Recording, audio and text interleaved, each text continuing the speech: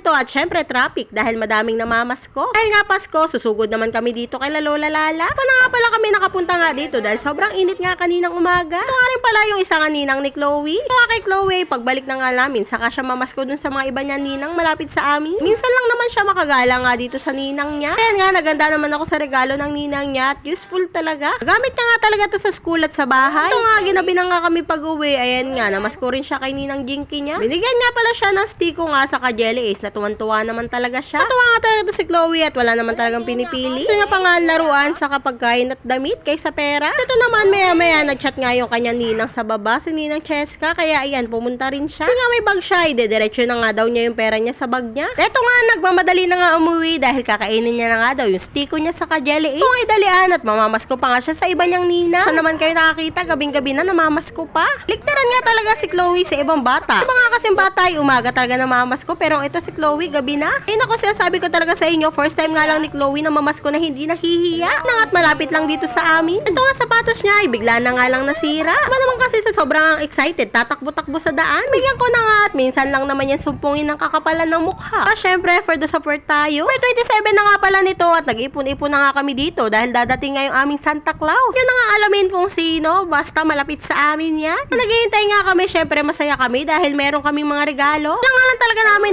isang regalo nga lang kami pero ang dami pala. Kaya lang isa, kundi hanggang 3 pa nga. Diyan nagtapo pa nga yung anak ko dito dahil huli na nga siyang nabigyan ng regalo. Ito nga tuwan-tuwa mga bata dahil may laruan na nga at mga dami. Alam pa nga itong kapatid ko si Casey, hindi niya pa nga alam kung anong nasa box. Sobrang saya ko nga, syempre ngayon nga lang uli ako nakatanggap ng regalo. May pangako yan na salamat, may nagbigay din ng regalo sa akin. Hindi ko pa nga binubuksan at titignan ko nga bawat isa yung regalo nila.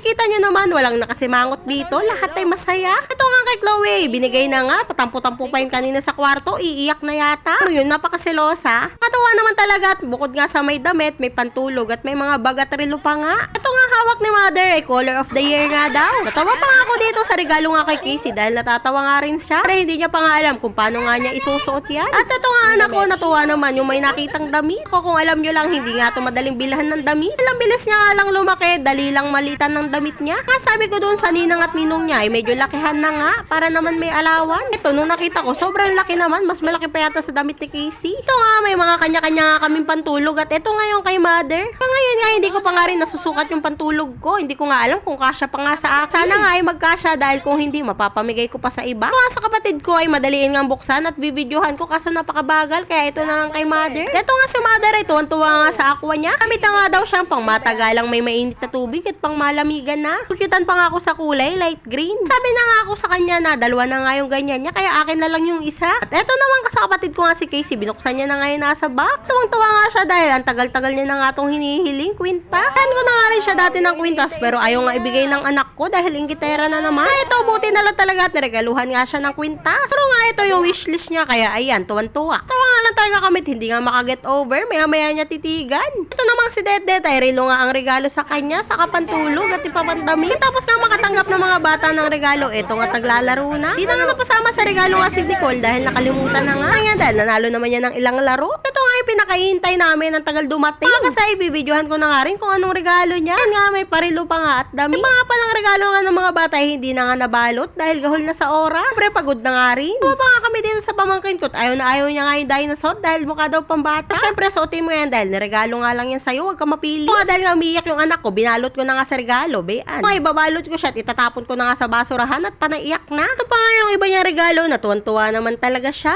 Lang, bye!